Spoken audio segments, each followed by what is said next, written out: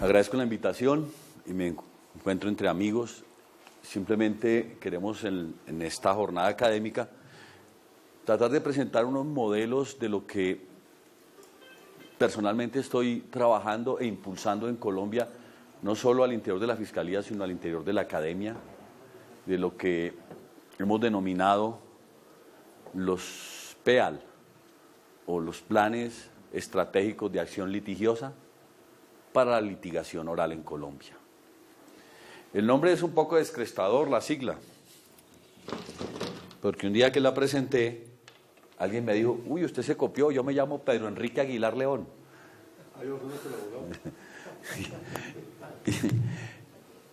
Y me dijo, usted se copió de eso, me tiene que pagar derechos de autor.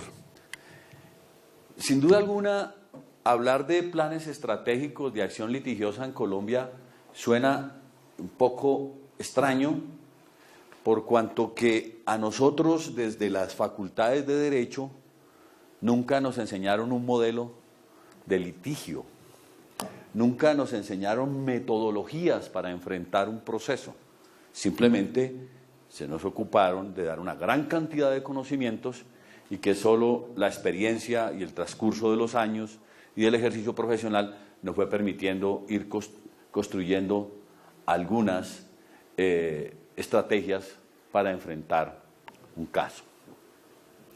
En alguna oportunidad hablé con un profesor alemán, Bernhard Schunemann, uno de los más aventajados discípulos de Roxin. Habla muy bien el español y nos decía, caramba, la cultura de ustedes, cuando uno les entrega un proceso, lo primero que piensan como plan estratégico es mirar dónde está el error para pedir la nulidad. Yo le tumbo eso. Y eso lo escuchó en Uruguay, en Paraguay y en Colombia. En Alemania, cuando un abogado se encarga de un caso, lo primero que piensa es en el fondo, en lo sustancial, en lo sustantivo. ¿Cómo voy a enfrentarlo y cuál va a ser la estrategia? Sin duda alguna que esas observaciones hoy en día tendrían razón en la medida en que estuviéramos inmersos en un sistemas o modelos procesales eminentemente escritos, donde hacemos prevalecer la forma sobre lo sustancial. Pero en modelos de corte adversarial, sobre todo en la etapa del juicio, o sistema de partes en la etapa del juicio, necesariamente el abogado, sea el abogado del Estado o sea el abogado defensor, debe contar con planes estratégicos de acción litigiosa. Uno de los primeros que en la década de los 80, en la Universidad de Arkansas, en Estados Unidos, empezó a hablar de esto, fue el profesor Steven Goldberg.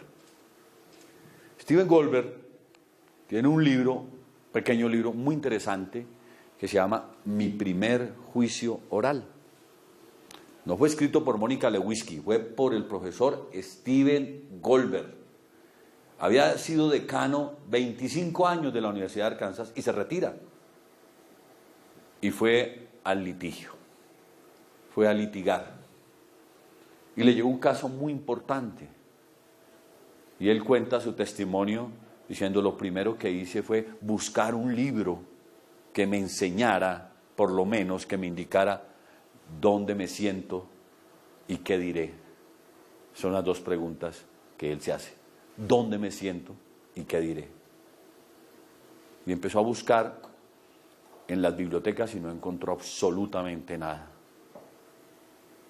Todo fue construido a partir de la experiencia de sus colegas.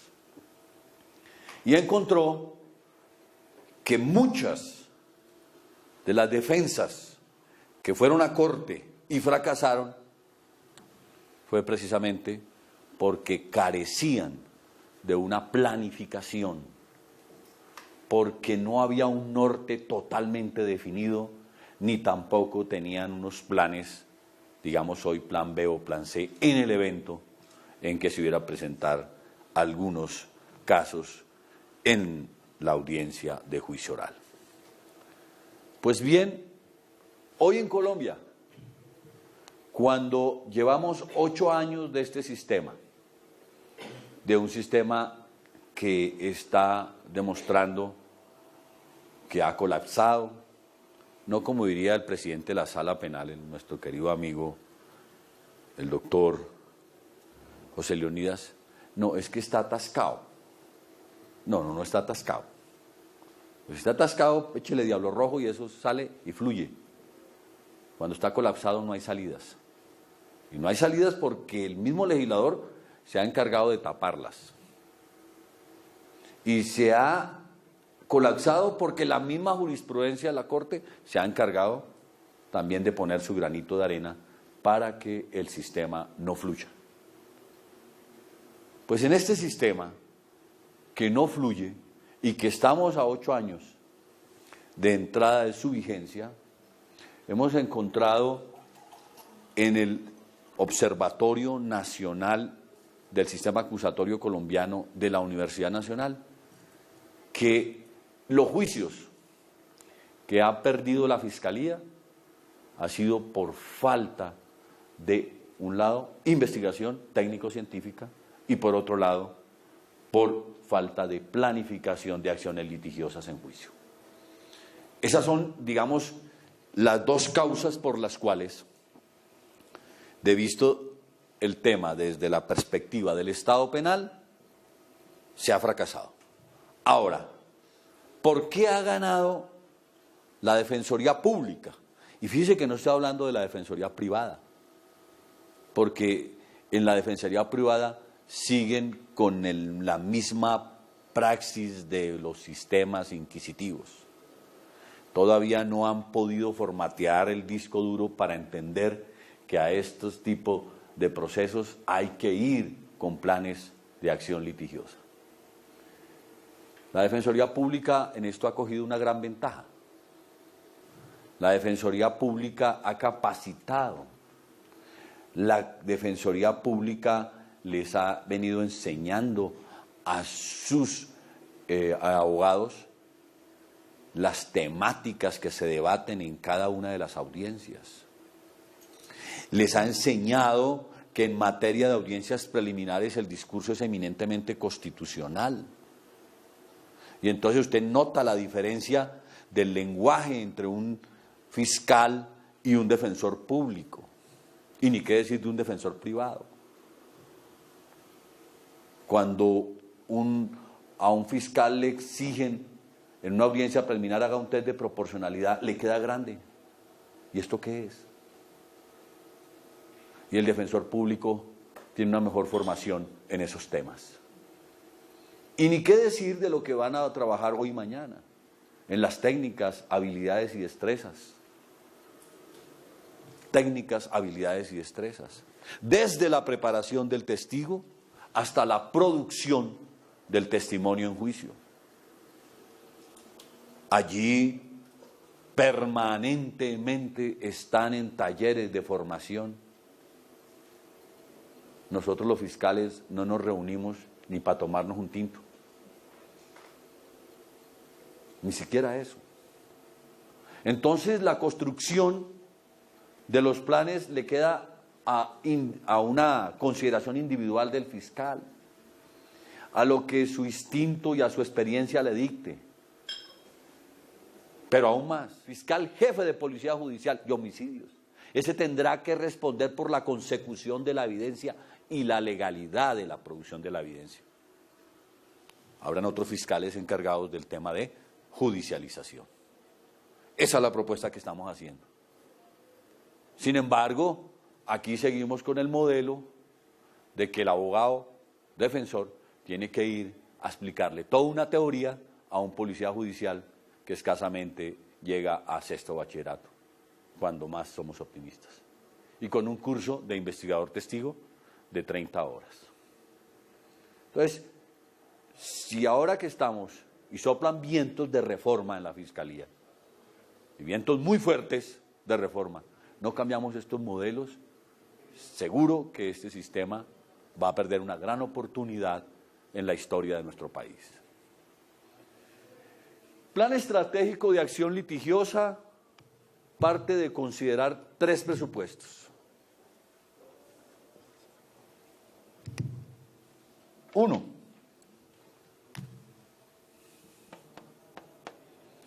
Que el objeto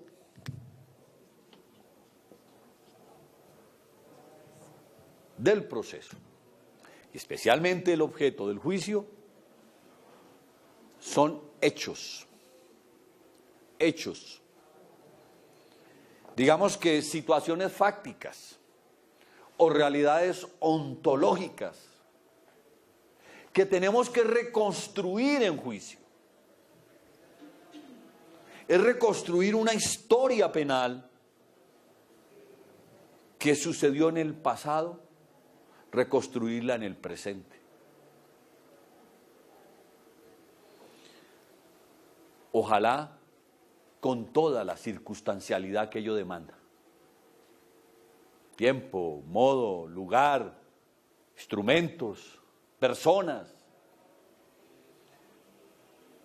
Estos hechos, sin duda alguna, delimitan el accionar tanto del Estado penal, Fiscalía, como de la defensa.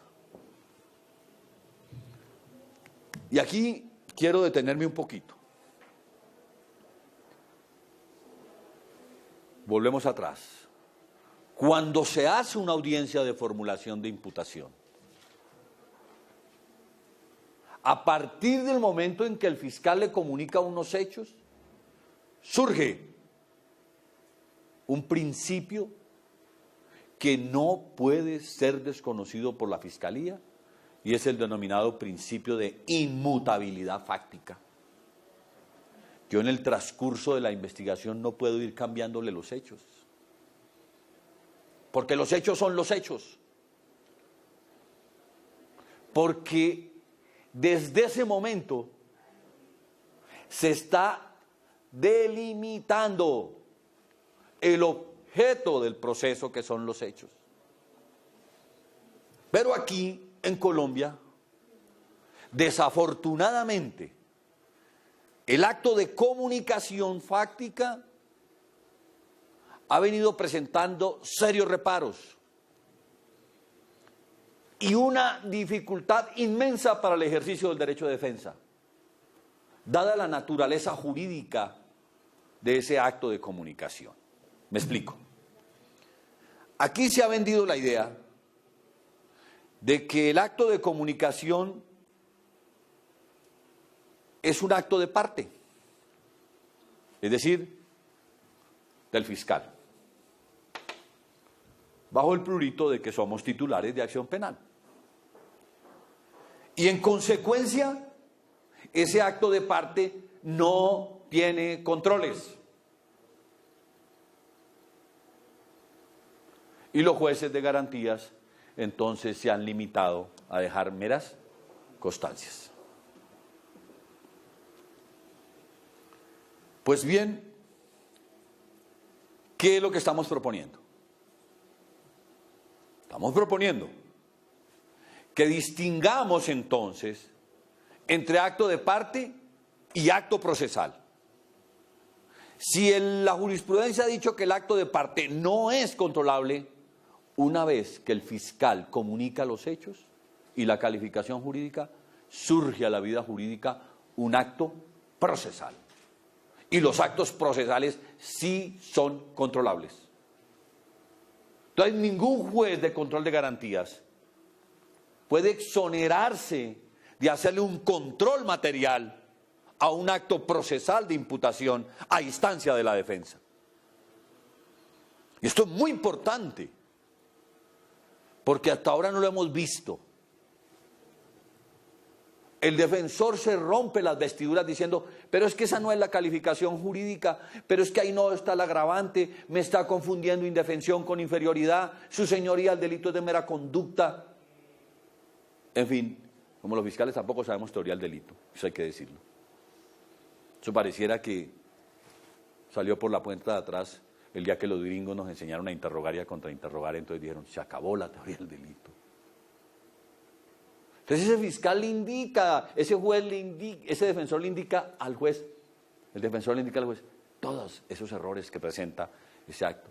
Y el juez simplemente se limita a decirle, señor, usted puede tener razón, y yo estoy con usted, pero yo no puedo hacer nada más, porque el titular de la acción penal es el fiscal. No hemos podido todavía entender esa diferenciación entre acto de parte y el acto procesal. El acto procesal tiene que ser válido, porque la audiencia de formulación de imputación da inicio al proceso penal, y entonces, si a partir de ese acto procesal, audiencia de imputación, nace a la vida el proceso penal, pues yo prefiero que ese proceso penal nazca válido y no con vicios, porque ese acto procesal es presupuesto procesal de otras actuaciones, por ejemplo, de la medida de aseguramiento. ¿Cómo ir a una medida de aseguramiento? A solicitar una medida de aseguramiento cuando el acto procesal y el presupuesto de esa medida de aseguramiento lo es inválido. Ahora, el punto está entonces en preguntarnos, ¿y en qué momento puedo yo como defensor plantear un control al acto procesal de imputación? Y aquí realmente habría un vacío en la ley. Habría un vacío en la ley. Tendríamos que solicitarle al juez de control de las garantías, una vez que avala ese acto de comunicación, decirle, juez, ha nacido a la vida jurídica un acto procesal, y ese acto procesal puede ser objeto de control. Y quiero que lo controle en esto, para concluir que es nulo. Ojo con eso. Ahora, ¿cuáles son los presupuestos para considerar una imputación como un acto procesal válido? La respuesta la encontré en un viejo libro que todos debiéramos leer. Es muy difícil conseguirlo en Colombia, no lo encontré en ninguna biblioteca. Yo creo que el doctor Dagoberto lo debe tener. Nosotros lo conseguimos en la Universidad de Rosario, Argentina. El Tratado de Derecho Procesal Penal de Alfredo Vélez Mariconde. Es una obra que todo abogado que esté manejando el derecho penal y sobre todo en sistemas adversariales tiene que leer. Ya desde el año 1973, Alfredo Vélez Mariconde planteaba la discusión y él ya no hablaba de acto de imputación, sino de acto imputativo.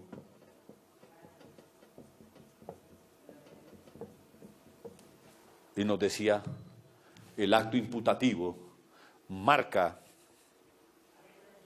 el derrotero para la defensa, pero también marca el derrotero y campo de acción para el juez, y marca la línea para la fiscalía, lo llama Ministerio Público.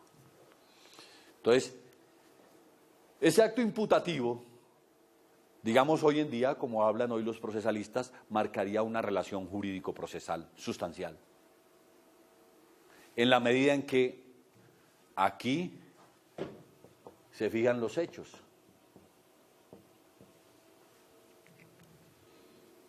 Y habría que decir entonces que uno se defiende desde hechos. Yo me defiendo de darle muerte al novio de mi esposa, no me defiendo de haber cometido un homicidio. Que el homicidio puede cambiar de nombre, asesinato, por ejemplo. Entonces, lo que se plantea desde esa obra es que ese acto imputativo debe tener una referencia fáctica y una referencia normativa. Hechos y normas.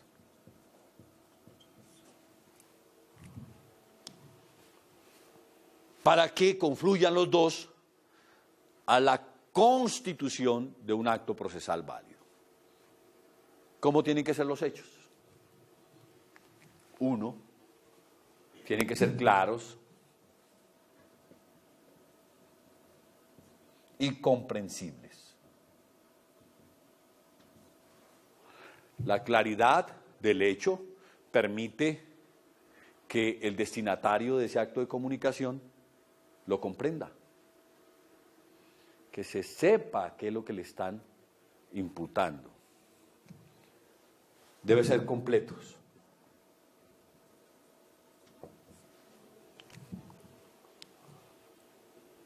Cuando hablamos de que el hecho es completo, si la acción penal está prescrita o no,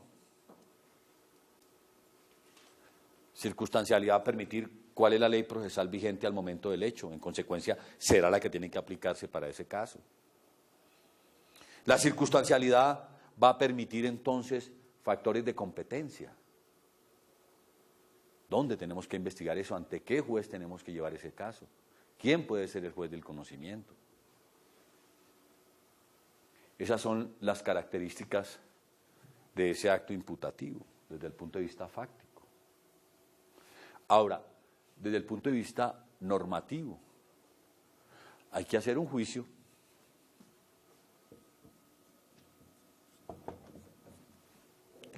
y ese juicio se hace desde las normas.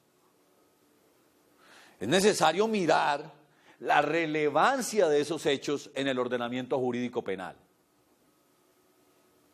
Y cuando se mira desde la óptica de la norma jurídico penal, estamos descartando entonces la posibilidad de que esos hechos sean anfibológicos, contradictorios, incompletos, porque puede generar eventos de atipicidad, por ejemplo.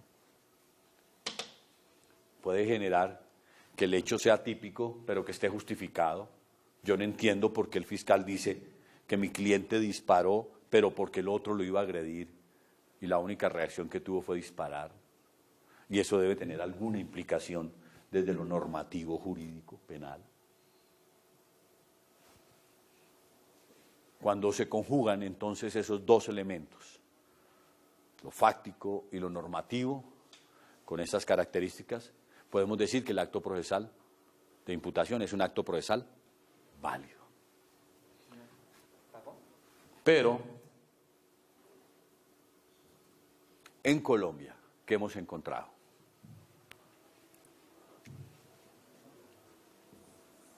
Que estamos fallando esencialmente en los hechos. Y les voy a poner un ejemplo muy sencillo. Su señoría, vengo a informarle unos hechos al señor Pedro Pérez. Pedro Pérez se posesionó en el cargo de juez civil municipal de Bogotá el día 14 de diciembre. Bien, de enero, perdón, 14 de enero. Y cumplió las funciones de juez civil municipal hasta el 17 de diciembre del mismo año.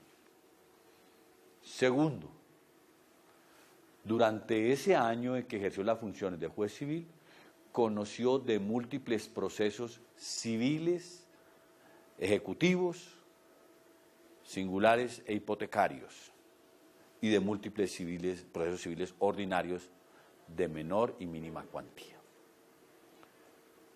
Tercero, usted, señor Pedro Pérez, cometió una serie de irregularidades en esos procesos que trascienden a la órbita de la tipicidad penal.